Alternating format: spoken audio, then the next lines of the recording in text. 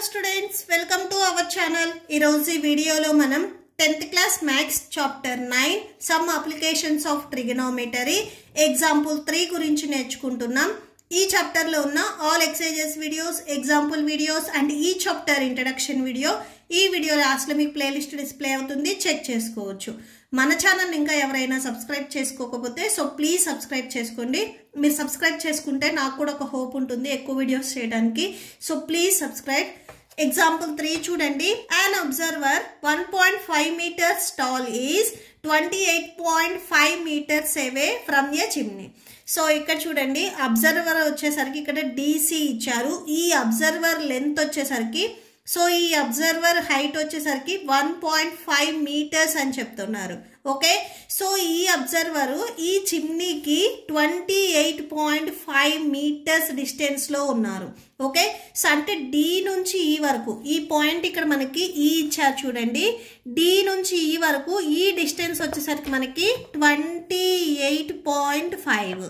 ఈ డిసి ఈ observer height వచ్చేసరికి 1.5 మీటర్స్. ఇక్కడ మీరు అబ్జర్వ్ చేసినట్లయితే ఈ డిసి అండ్ ఈబి ఈ 2 వచ్చేసరికి సేమ్ హైట్ ఉన్నాయి కాబట్టి ఇది 1.5 అయితే ఇది కూడా మనకి 1.5 అవుతుంది.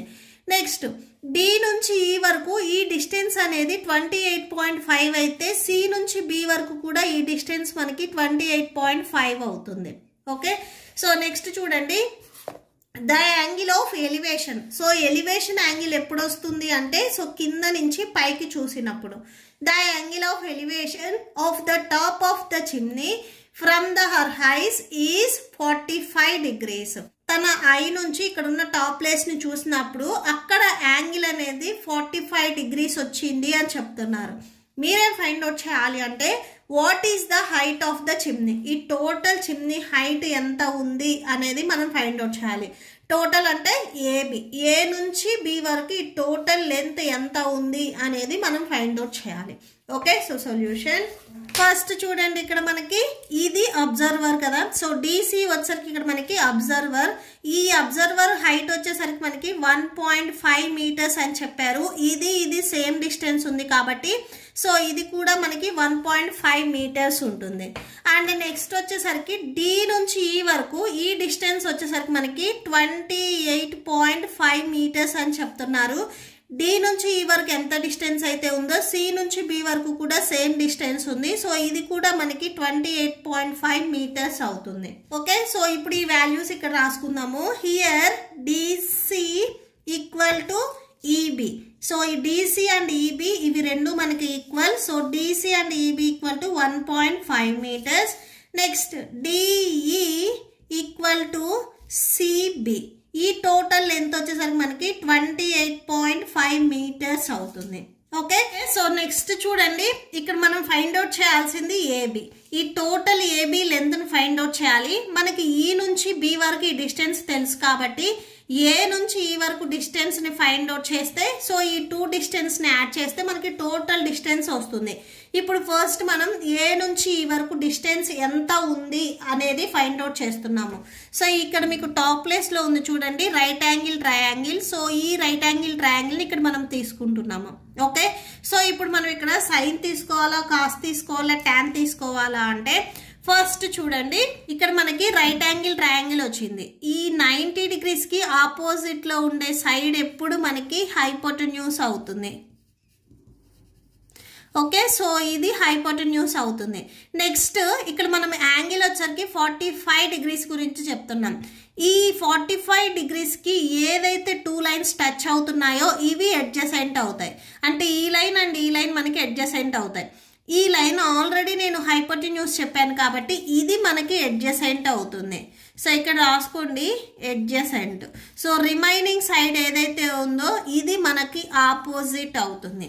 ఇక్కడ మనం ఫైండ్ అవుట్ చేయాల్సింది ఏఈ. ఈ ఆపోజిట్ సైడ్ లెంత్ ఎంత ఉంది అనేది ఫైండ్ అవుట్ చేయాలి.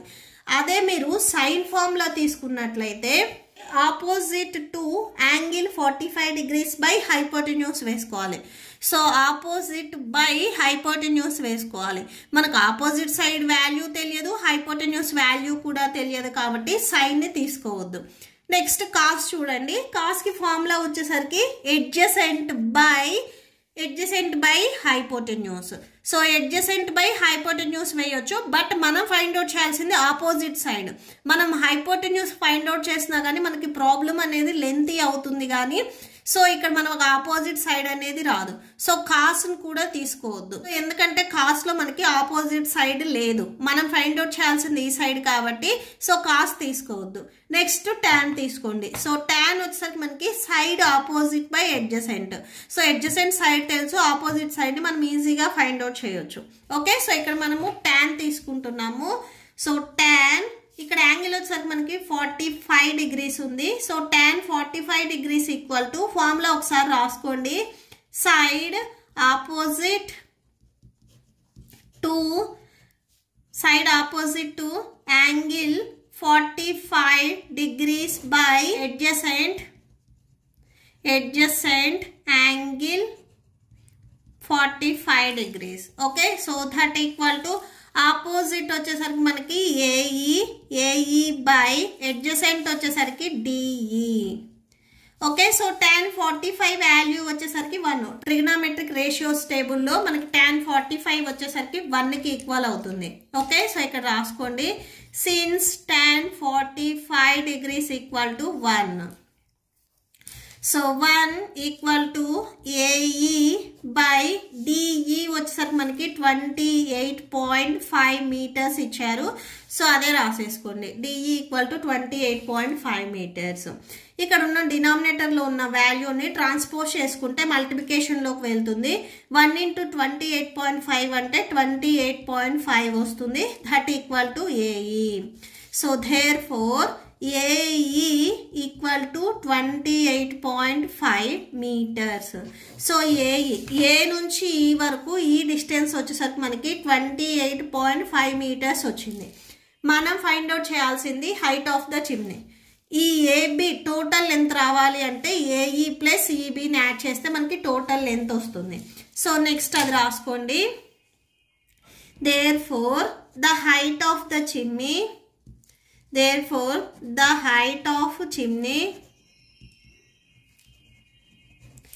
AB equal to AE plus EB.